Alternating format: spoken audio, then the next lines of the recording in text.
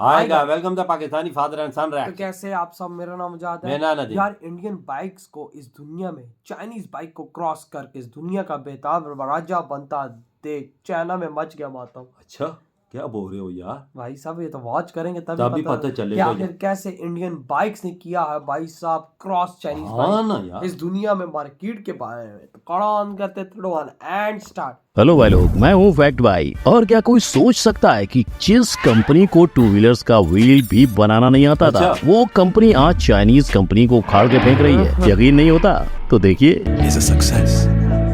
Boxer अबे बजाज ओए। Boxer ये तो made अफ्रीका में stronger है। to last longer. देखो यार। जी हाँ, बजाज, हमारा बजाज। लेकिन बस बजाज ही नहीं, एक कंपनी और है जिसने चाइनीज कंपनियों के नाक में दम कर रखा है। और सबसे मजे की बात तो ये है कि उस कंपनी को एक लॉयर ने बनाया। आखिर कौन सी है ये कंपनी, आइए देखते हैं। Two wheeler industry.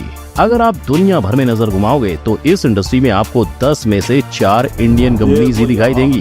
लेकिन उससे भी बड़ी बात यह है कि इस इंडस्ट्री की लिस्ट में सबसे टॉप पर है हमारा बजाज। अब जिस कंपनी का मार्केट कैप ही 1 लाख करोड़ का हो तो उसके आगे चाइनीज कंपनी को घुटने टेकने ही पड़ेंगे। और ऐसा ही हुआ अफ्रीका में। इस अकेले कंपनी ने 160 चाइनीज कंपनियों को अफ्रीका से बाहर करवा दिया। लेकिन गौर करने वाली बात यह है कि ये सब आखिर हुआ कैसे। अगर आप अफ्रीका की पॉपुलेशन देखोगे तो वहाँ ट्रांसपोर्टेशन के लिए शुरुआत से ही टू व्हीलर्स का इस्तेमाल किया जाता था। अब वहाँ के लोगों के पास केवल 2 ही ऑप्शन थे। एक तो वो जापानीज बाइक यूज करते जो एकदम दमदार होने के साथ साथ महंगी थी, और रहा दूसरा ऑप्शन चाइनीज बाइक का, तो वो एकदम सस्ती थी। लेकिन भाई लोग, आपको तो पता ही है चाइना का माल चला तो चांद तक, नहीं तो रात तक। ऊपर से ऐसे रात तक चलने वाले माल के लिए ना चाइना वालों ने अफ्रीका में कोई सर्विस सेंटर बनाए और ना ही असेंबली सेंटर्स। जी हाँ, अफ्रीका में सिर्फ चाइना से बाइक के पार्ट्स आते थे जो अफ्रीकन को लोकल मैकेनिक से असेंबल करवाने पड़ते थे। इतना सब करके भी उनका स्ट्रगल खत्म नहीं होता था। अफ्रीका के खराब रास्ते और लोगों के रफ यूज की वजह से बाइक्स का बार बार खराब होना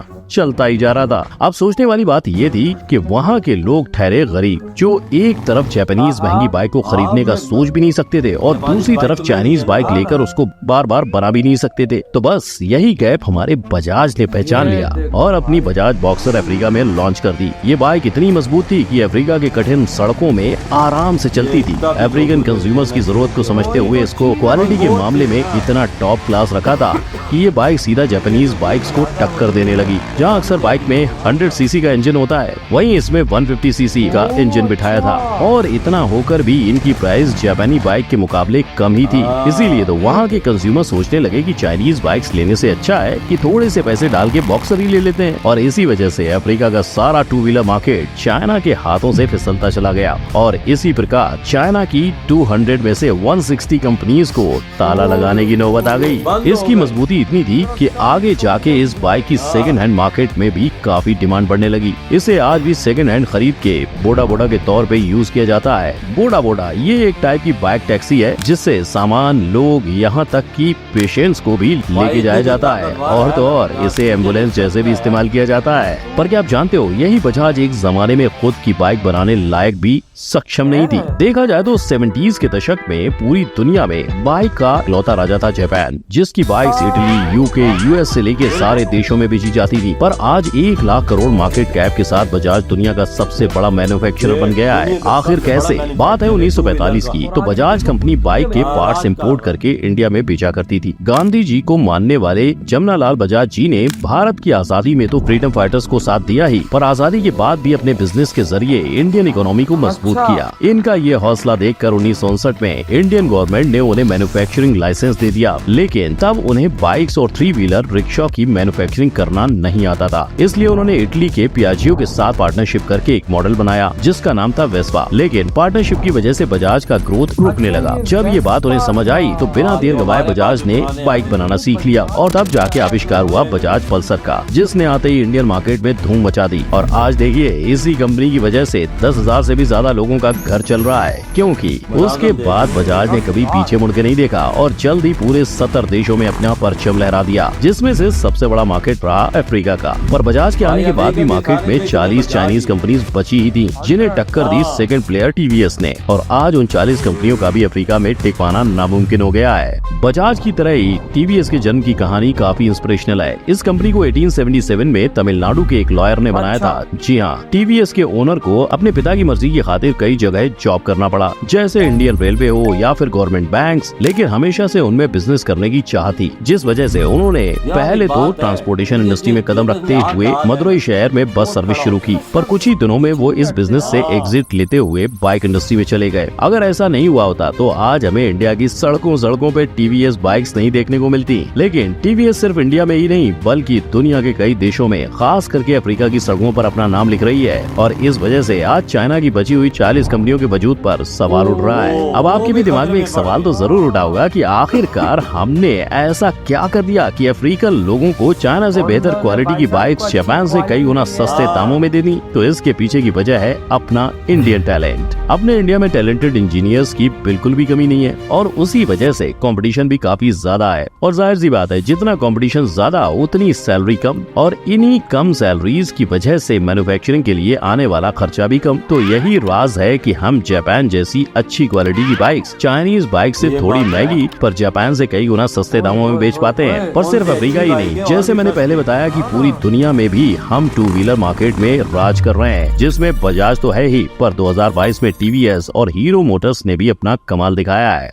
हमने पूरे साल में 17.7 मिलियन टू व्हीलर्स बेचे हैं, जहां हमारा सेल्स चाइना के सेल्स से 1 मिलियन बाइक से ज्यादा था। और शायद इसी से गुस्सा होकर चाइनीज कंपनीज ने अब ऐसी रेसेस सेट बनाई है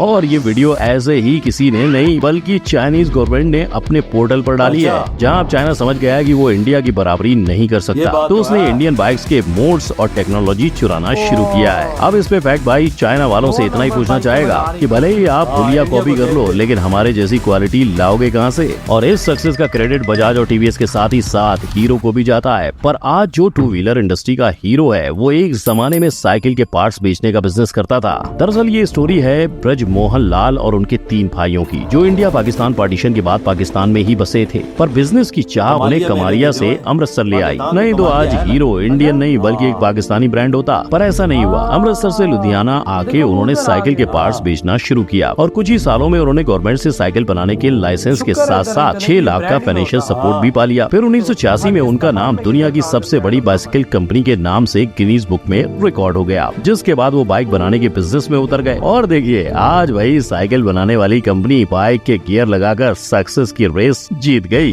लेकिन हम आज सिर्फ अफ्रीका में ही नहीं बल्कि पूरी दुनिया में चाइना के साथ साथ जापान को भी टू व्हीलर मार्केट में टफ कंपटीशन दे रहे हैं। पर आने वाले दिनों में भी अगर हमें हमारी यही डोमिनेंस रखनी है तो इंडिया में मैन्युफैक्चरिंग और इंजीनियरिंग को बढ़ावा देना पड़ेगा, क्योंकि अगर हर फील्ड के लोग आईटी सेक्टर में चले गए तो आने वाले समय में हमें स्किल्ड इंजीनियर्स की कमी महसूस हो सकती है, जिससे कि हम हमारी दुनिया में बनाई हुई जगह गंवा सकते हैं, जिसे बचाने के लिए हमें मेक इन इंडिया को और ज्यादा बढ़ावा देना पड़ेगा। तो दोस्तों आज मैंने आपको बता दिया कि कैसे हमने चाइना को टक्कर देते हुए उनकी 160 कंपनियों का दिवाला निकाल दिया। अब इतना सारा चाइना का नुकसान करने के बाद चाइनीज लोग इंडिया के बारे में क्या सोचते हैं ये जानना तो बनता है। तो जल्दी से आई बटन पर क्लिक इधर हुई ये वीडियो खत्म भाई यार। अफ्रीका के देशों में 200 कंपनियां हैं चाइना की, और उनको पछाड़ के 40 कंपनियां छोड़ दी इंडियन भाई साहब बाइक कंपनी ने, और एक सिर्फ बजाज। देख और ले। वो जो 40 कंपनियां वो भी रो रही हैं इस टाइम पर कि बजाज भाई हमें भी मिटा रही। ये देखो ताकत तो ओ यार भाई साहब इस टाइम चैनल ऐसे किया है ना, कंपनियां तो उधर खड़ी की हैं, सब कुछ खड़ा किया, अपना सर्विस सेंटर बनाए हैं, कुछ भी नहीं बनाया उधर ना।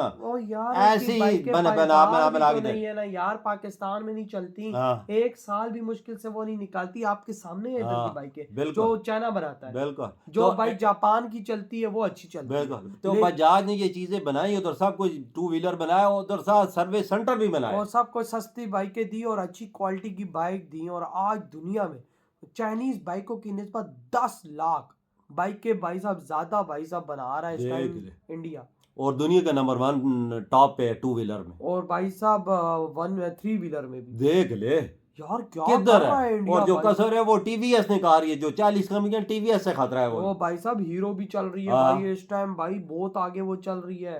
देख ले क्या बना हुआ है भाई साहब इस दुनिया में। भारतीय मैन्युफैक्चरर तो हवा में उड़ रहे हैं, और भाई साहब वो जो पाकिस्तान के थे हीरो, हाँ। जो भाई साहब उधर चले गए थे, अगर हाँ। ये पाकिस्तान में हीरो बनाते ना हाँ। कंपनी, हाँ। यकीन मानो आज पाकिस्तान में हीरो कंपनी का नाम ही ना होता। शुक्र करे चला गया इंडिया, नहीं तो देखिए। इधर होता तो इधर तो कुछ भी नहीं ये चला तो ना। भाई साहब आज ये इसका ऑनर भाई साहब लगा हुआ होता आटे की लाइनों के देख पीछे। ना, वो इंडिया पहुंचा है तो किधर ऊंचाइयों पे पहुंच गया। Hero one the best of बड़ी बाइक है बाजार हाँ, वही दुनिया तो, की। सही कहा आपने। हाँ तो ना। भाई आपकी क्या थॉट है जिस तरह से इंडियन बाइक्स ने पछाड़ के रख दिया चाइनीज बाइक को इस दुनिया की रेस में? इधर ही वीडियो खत्म करते तो हैं, तो बाय। बाय।